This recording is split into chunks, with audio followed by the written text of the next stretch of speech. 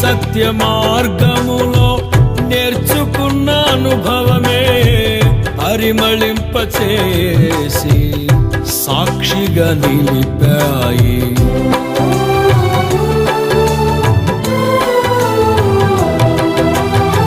నీ సత్య మార్గములో నేర్చుకున్న అనుభవమే పరిమళింపచేసి సాక్షిగా నిలిపాయి.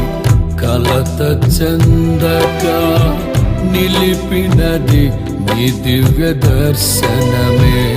గమ్యము చేరే శక్తితో నన్ను నింపి నూతన కృపనిచ్చెను.